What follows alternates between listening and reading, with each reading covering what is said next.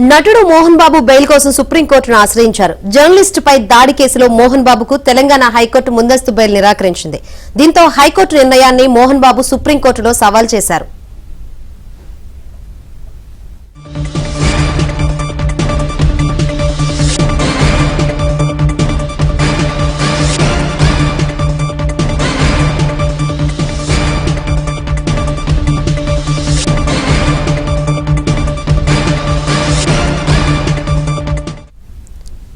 నటుడు మోహన్ బాబు బెయిల్ కోసం సుప్రీంకోర్టును ఆశ్రయించారు. జర్నలిస్టు పై దాడి కేసులో మోహన్ బాబుకు తెలంగాణ హైకోర్టు ముందస్తు బెయిల్ నిరాకరించింది.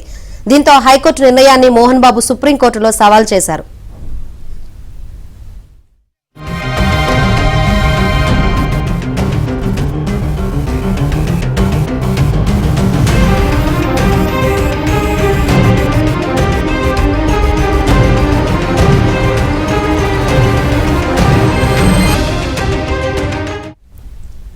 మరిన్ని వివరాలు అందించేందుకు మా ఢిల్లీ బ్యూరో చీఫ్ కృష్ణ సిద్ధంగా ఉన్నారు. కృష్ణ, మోహన్ బాబుకు బెయిల్ హైకోర్టు నిరాకరించడంతో సుప్రీంకోర్టును ఆశ్రయించిన పరిస్థితులు అయితే కనిపిస్తుంది. ఏంటి దీనికి సంబంధించి అప్డేట్స్?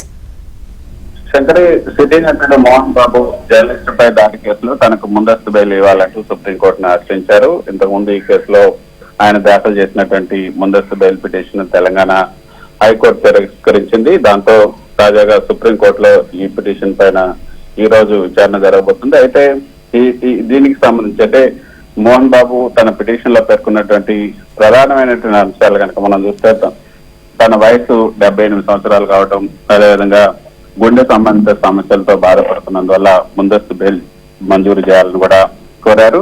ఈ కేసు నేపథ్యంలోనే మోహన్ బాబు సుప్రీంకోర్టు నుంచి కొంత సానుకూలాంటి తీర్పు వస్తుందని కూడా ఆయన ఆశాభావాన్ని వ్యక్తం చేస్తున్నారు. అయితే గతంలో హైకోర్టు ఈ యొక్క బెయిల్ పిటిషన్, ముందస్తు బెయిల్ పిటిషన్ ను తిరస్కరించడానికి ప్రధానంగా చెప్పినటువంటి కారణాలను కూడా మనం ఒకసారి చూస్తే, దాడి తీవ్రత, మోహన్ బాబు జర్నలిస్ట్ పై దాడి చేయడం వల్ల ఆయనకు తీవ్ర గాయాలయ్యాయి. అంతేకాకుండా మెడికల్ రికార్డుల ప్రకారంగా కూడా జర్నలిస్ట్ కు 3 ఫ్రాక్చర్లు కూడా అయ్యాయి.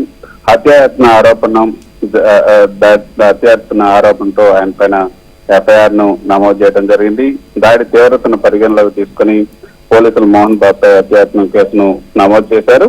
అంతేకాకుండా కోర్టు ఆదేశాల ఉల్లంఘన హైకోర్టు మోహన్ బాబుని ఏదైతే డిసెంబర్ 24, 2024లో పోలీసుల ముందు హాజరు కావాలని కూడా ఆదేశాలను జారీ చేసింది. అయితే ఆ ఆదేశాలను మోహన్ బాబు పాటించలేదు. దీనివల్లనే హైకోర్టు ముందస్తు బెయిల్ ను తిరస్కరించింది. దీనికి సంబంధించి ఈ రోజు సుప్రీంకోర్టులో విచారణ జరగబోతుంది. Right, thank you Krishna.